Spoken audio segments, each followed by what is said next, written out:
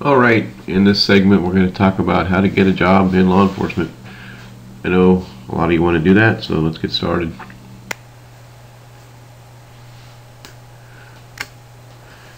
On the application, some agencies have gone to an online application. Actually, most have gone to an online application. Make sure that it is complete, and if it's a paper application, make sure you're applying for the correct position. I've seen a job advertised for police officer cadet. Usually what that means is somebody that's going through the academy. Prior to graduating from the academy, you're not an officer, so the job you apply for is a cadet. But I see people could put down police officer. Well, if you can't even figure out what job you're applying for, I don't think they want to give you a badge and a gun and the authority to take away people's civil rights. No lies or half-truths. That'll sink you. In this business, you lie, you die. I have seen so many people get disqualified over stupid stuff. Have you ever been fired? No. And then they do a background investigation and the boss says, yeah, I fired him because he was constantly late to work. Well, if you're constantly late to work and you get fired at 16, that's not a huge deal. If that's happened in the last 6 jobs, well, okay, now that's a big deal. You lie, you die. Don't get caught. I unfortunately had a student, a really good student, probably one of the best students I've had, and he was filling out the application in front of his father and lied about marijuana use, but he came clean during the interview, and they said, hey, sorry, you lied. It's going to be a while before he gets a position, if he ever does get a position. I'm hoping he does.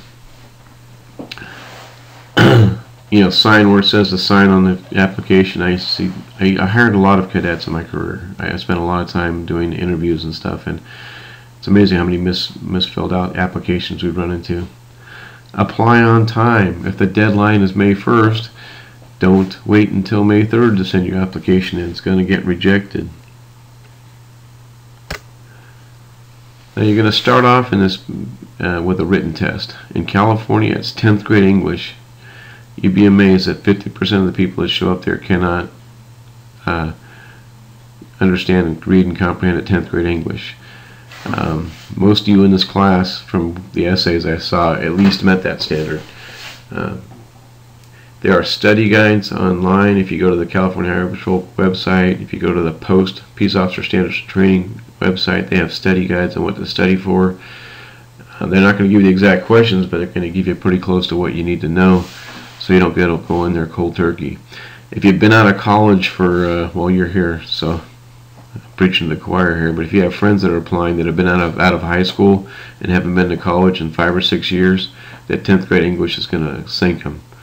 So they might want to go back to college, take some writing courses or something. Another issue is you can only take it once every 30 days, the written test. Now say you want to work for, I had a student contact me recently. He was thinking about the California Highway Patrol or Santa Monica PD, and they were both testing for a week apart from each other. And I said, well, you need to choose one, because if you take the CHP test, you can't take the Santa Monica one within 30 days. The score's not going to count. You have to wait till the next cycle. Some agencies test every month. LAPD tests every week, I believe. Some agencies, like the Highway Patrol, only test about every 6 months or so. Dress for success at every portion of this application process. I see people show up to written tests in shorts, in bathing suits, in sandals. Why don't you bring a cooler and an umbrella to the written test? That's just ridiculous. Show up.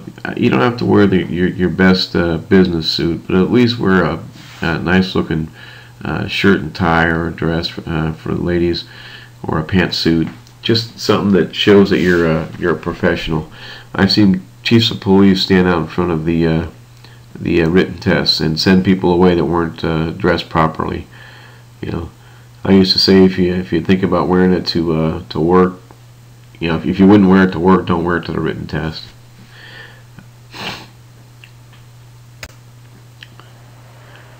All right, the next part of the process, there's actually a part in between here. Now each agency does it a little bit different, but most people now are doing the physical abilities test prior to the police qualifications panel. The physical ability test tests your abilities to perform the duties of a police officer. It could be normally as jumping a wall, manipulating a handcuffed device, dragging a dummy, running in a set period of time. It may include pull-ups or push-ups or sit-ups. May include pedaling the bicycle. There's a number of different test batteries. What they're looking to do is make sure that these tests show that you have the physical abilities to do what it takes to be out there as a uniformed police officer. Now we'll talk about the qualifications. Oh, that's, by the way, that's pass or fail. There's no score you give on that. It's pass or fail. Next part is your police qualifications panel. That's your interview. This is part of the testing process, so just be prepared for the test. Normally how it works, and like I said, I've done dozens of interviews, hundreds of interviews for a police cadet. Usually they'll give you a chance for an opening statement. Now they may say something like, why do you want to work for us? What makes you the best candidate? Why do you want to be a police officer? On and on. That's your cue to give your opening statement. We usually recommend an opening statement between 3 and 5 minutes.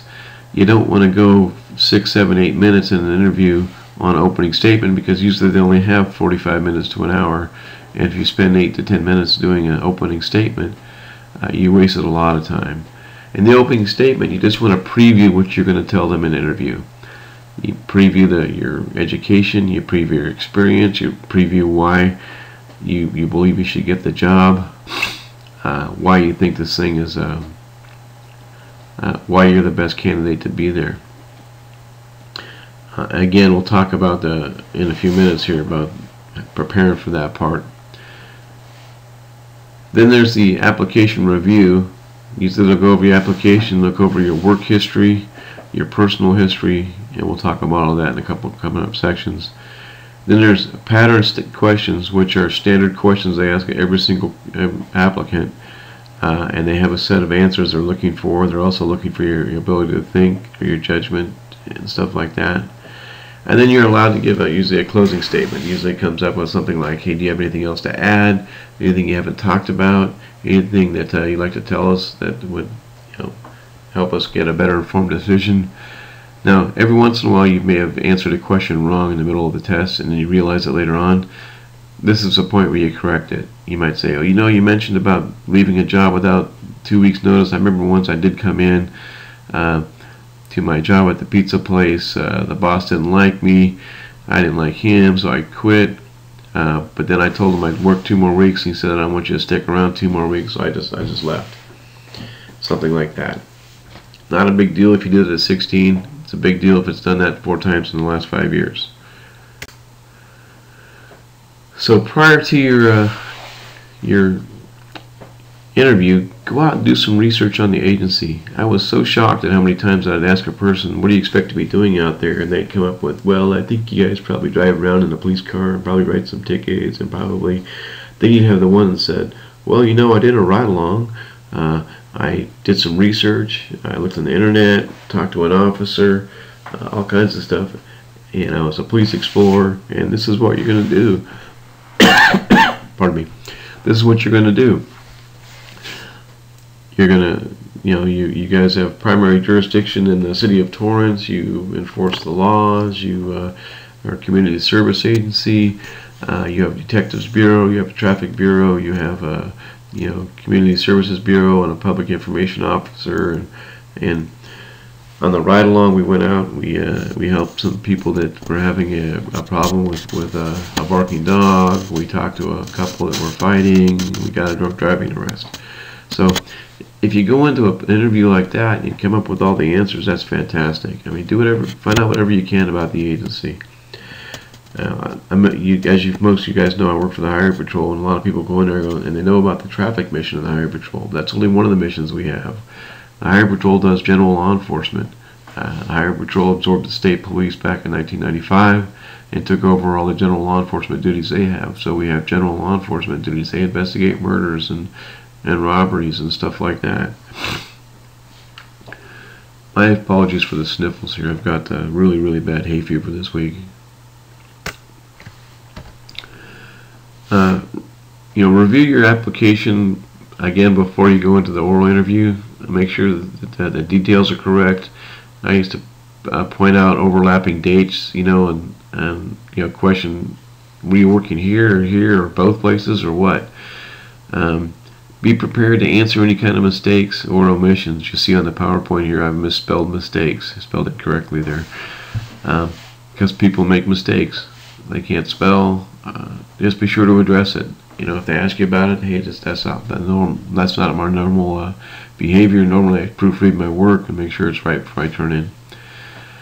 Schooling, list all your schooling. Again, don't lie about your number of units or anything like that. That can come back to hurt you.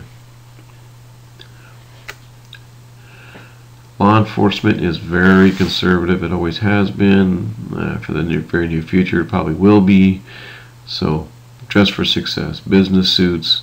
If you're a male, wear a tie. If you're a female, pantsuit, dress. Hair color. Pink hair looks really cool in college. Okay, no, it doesn't. But hey, if you think it looks cool, more power to you. However, in law enforcement, you don't want to show up to your oral interview in pink hair. You're probably not going to get hired. Body art. Again, this generation seems to want to cover every inch of their bodies with tattoos. And if you have F the police on your forehead, you're not going to get hired. If you've got a big silver bone in your nose, that's really distracting during an interview. Take all of your body art out. If you've got those huge holes in your ears where you've expanded it out, you're probably not going to get hired. You might have to get surgery to fix that. Just remember, this is not the business to be in if you like that kind of self-expression. I had a guy show up once that had horns embedded under his skin of his forehead. It was ridiculous. Not quite sure. I think it was a joke on his part. But he was there. We interviewed him. He had some other issues other than the body art, so the body art really didn't come into play. But anyway, I don't think he's on the job. At least he hasn't pulled me over, so that's good.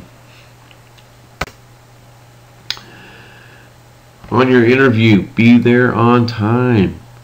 Be there early. I've had 3 or 4 officers or students go do testing this semester, and all of them got there early. And they said they got there early, and people were very happy they got there early because the candidate before them didn't show up. Oh, let me give you some statistics about that real quickly. Say you have 300 people apply for the written test. About 200 or so, about a third, are not going to show up, or more sometimes. People forget, people decide it wasn't for them, people just fill out the application because it looked like a good idea, then they did some research and said, this isn't for me.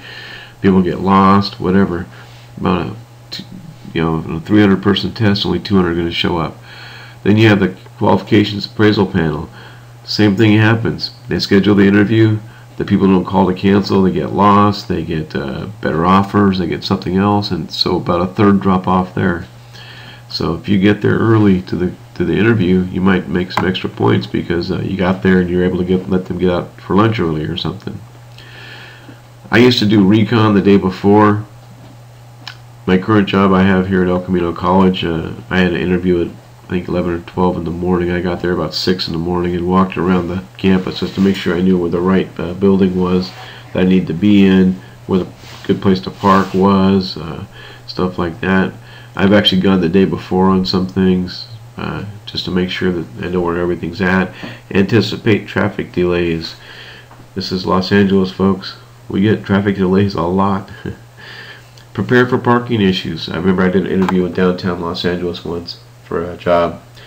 I drove there the day before. I went to the lot right where the building was. I asked the guy when the lot fills up. He said it's filled up by 9 o'clock. And I had a 11:30, 12 o'clock interview, I think. And well, I either can get here early or I can find an alternate place. I drove a couple blocks away. There was a guy over there. He says his lot fills pretty fast too, but for a reservation fee, he'd hold a spot for me. So I forked over my $20. Hoping that he wasn't pulling a scam on me, and he wasn't. He was there the next day. Got my parking space. Remember, everyone is watching you. Everyone in that building. The parking attendant. I had an interview once where the guy was really flippant with a bad attitude with the parking attendant, and then he interviewed. And then he didn't have such a great interview. When he left, he kind of tore out of there, not really fast, but I mean, it burned his tires, but it was pretty apparent he was going pretty fast because we were actually coming out of the building at the same time. And the parking attendant goes, "Did you see that guy?" And I said, "Yeah." He said, "Is he one of your interviewees?" And I said, "Yes, he was." And he goes, "Yeah, he had a really bad attitude." Yeah, guess what? We let his background investigator know. I don't think he made it that far, but if he made it that far, it was on his background package. The receptionist.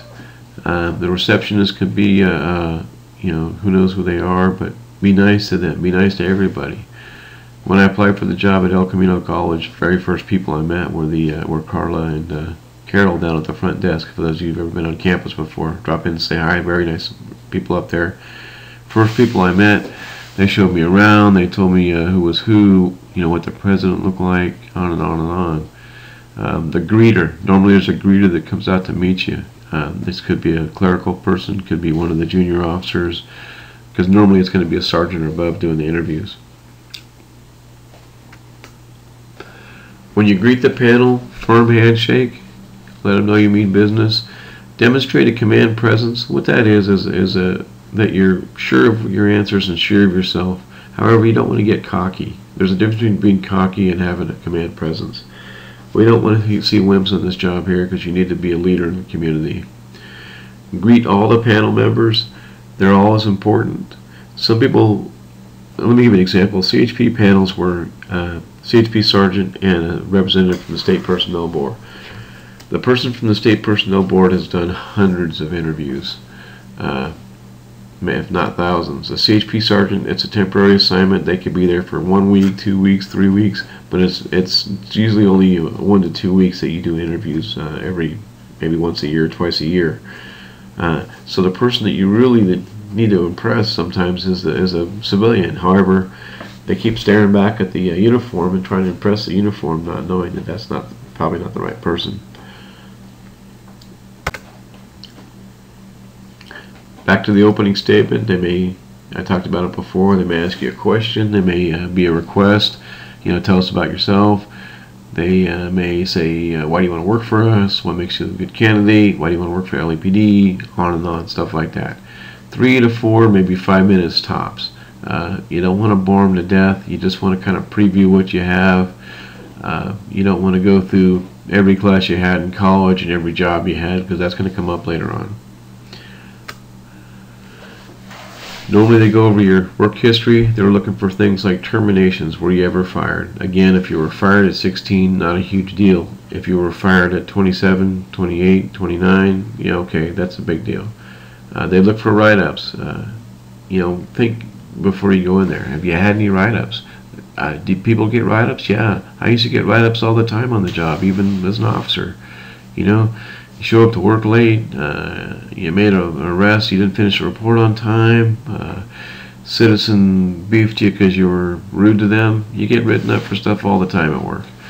Not a huge deal. That depends on the severity of it and the frequency of it. Let them know. They also look at length of employment. If you're 20 years old and had 4 or 5 jobs, not a huge deal, because you're probably in school or college or something, working part-time jobs at every place. But if you're 27 and have not been in college and you've got 9 or 10 jobs, there's an issue there. You can't hold a job. I don't want to give you a job that pays a lot of money if you can't hold a job. It used to cost about $160,000 from the day that we interviewed you to the day you graduated from the academy. Very, very expensive process, and so I don't want to spend that kind of money on somebody that can't hold a job. One of the questions we always used to ask is, your boss going to recommend you? That's really important. Now, sometimes you have bosses you don't get along with, and that might be the case, and say, you know what, I never got along with this boss. He was corrupt. He was always taking money out of the till, and when I reported him, the other boss didn't seem to care. So you have people like that, but most of the time you're hoping your boss is going to say, yeah, I want to, this is a great employee. He'll make a great employer for you. That's what you're hoping for. They're also looking for life experience. Again, if you're over the age of 25 years old and you're sleeping on mom and dad's couch still, that's kind of a stretch, but it's time to launch. Get out of there. Get on your own. Law enforcement is still very conservative. They're looking, like I said, about the traditional family. They, living at home is just not the best thing to do. That's all I can tell you. Get out on your own. Your education, they look at the types of classes you take. If you took all auto shop, not a huge deal, but the academy's a academic environment, so if you haven't taken the academic type classes, then you might not do as well. Especially you want to take reading and writing classes and AJ classes. Those will help out a lot. I've had a lot of students that have taken classes of mine and called me up later on and said, hey, I took criminal law with you and I sailed through the criminal law part of the academy. So take those kind of classes. They'll look at your GPA, and not really hard, but if you've got a 2.0, it shows you're not making much effort. Your chances of making it through the academy are not as great as somebody with a higher GPA. They look at your plans for the future. Is this just a temporary thing for you, while you work your way through school, or is this a permanent job for you, Would your professors recommend you? I have been contacted several times in the last 5 years or so on job references, academic references for students, and I'll be glad to give you folks an academic reference, just based on what I know about you academically. I don't know your private lives at all. Well, some of you have. I've talked to some of you about your private lives, but not to the extent where I can recommend something about your private lives, but I can tell them, hey, this person did all their assignments, they did them in a timely manner, they scored 95% in my class, really good score.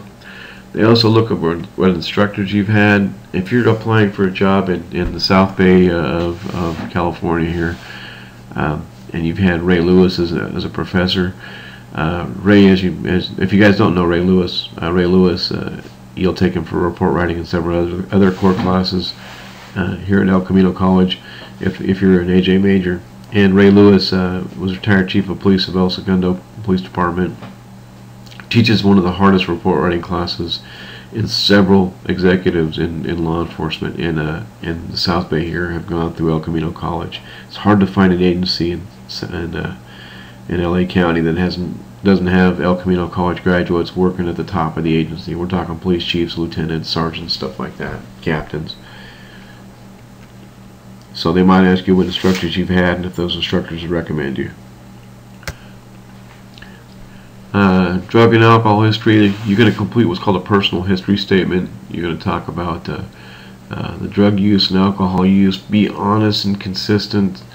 Remember, info is shared. If you apply for LAPD, and you apply for later time at LA Sheriff's Department or CHP or Redondo Beach, they're going to share that information. So don't change what your application says from time to time, because you found out that you got disqualified for alcohol use or drug use, so you don't mention that the next time you apply.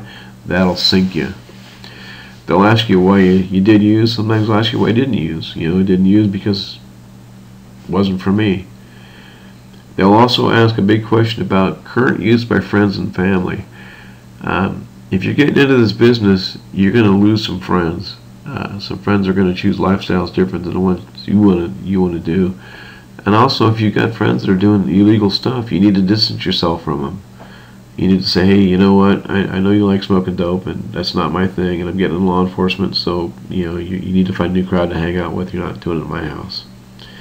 Some people ask about relatives. You can't choose your relatives, but you can choose your involvement with them.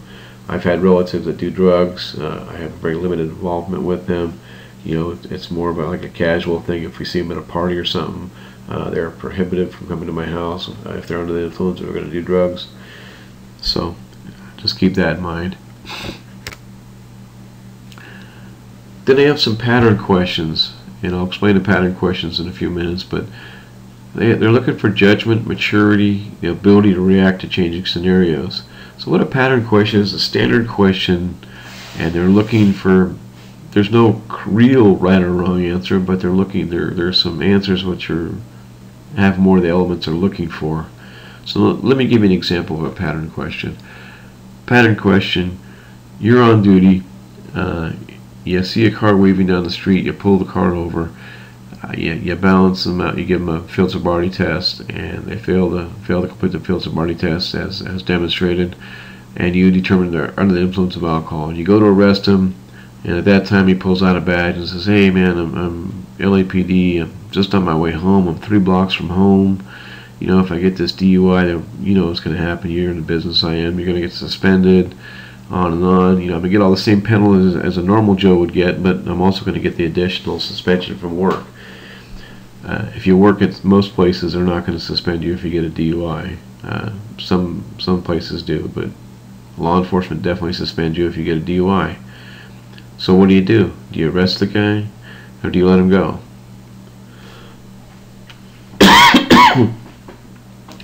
Hopefully you folks said you'd arrest the guy. That's the right thing to do. You know, it's his choice to go out and drink and drive. You pulled him over. It doesn't matter that he's 2 blocks from home. Still, the fact he's under the influence of alcohol, you're risking your job, you're risking the public safety, and you're risking his safety too, because if he goes out and does something wrong, he could get hurt. So always choose to do the right thing. So in that case, they're looking for your judgment, your maturity, and your ability to react to changing scenarios. At the very end of your interview process, you give a closing statement. Usually they'll say, "Is there anything you'd like to add? You know, can you tell us anything else? Anything you could say that would help us make a better decision?" Don't rehash the entire interview. Don't restate your opening statement. Just summarize something like, you know, based on the education, my education experience and my ability to do the job, I believe I'm the best candidate for you. Again, 1 to 2 minutes max on your closing statement. Thank the panel. You're going to sign a confidentiality agreement that says you're not going to share the questions that they asked you with anybody else. You know, stick to that confidentiality agreement. People talk. You know, the walls have ears. So you never know. When you go to lunch, you sit down next to somebody going, "Oh, I just took the CHP test, and they asked this, this, and this," and lo and behold, the person sitting behind you is the CHP sergeant in his or her plain clothes, and you don't recognize him. Sometimes some smaller agencies follow up with a card, you know, handwritten card, not a, you know, blast email, but a handwritten card saying, "Hey, thank you for the interview. If for some reason your score wasn't as good as you thought it could be, ask for some follow-up. Hey, can I have some follow-up?" And a lot of agencies are more than happy to give you follow-up. They might tell you, "Hey, you know, you didn't demonstrate the right maturity. You know, give it a couple more years to be more mature." Or they'll say, "Hey, your drug use was too recent. Your traffic tickets were too recent. DUI was too recent. You know, try again in a couple of years." Or they might say, "Hey, you know, I don't think this job's for you. You know, you might want to choose to do something else." Mock QAPs are always available from me. If you got a job interview coming up and you want to sit down and talk with me for half an hour, I'll make the time for you. As long as it's, you know, I can't do it during class time, but I have a lot of office hours. I'm on campus a lot. I'm not teaching this summer face-to-face, so I won't be around campus a whole lot, but I can do a Skype thing for you, or a CCC Confer. We can do it that way. But let me know. I can run you through a mock oral if you'd like. That was always very, very helpful.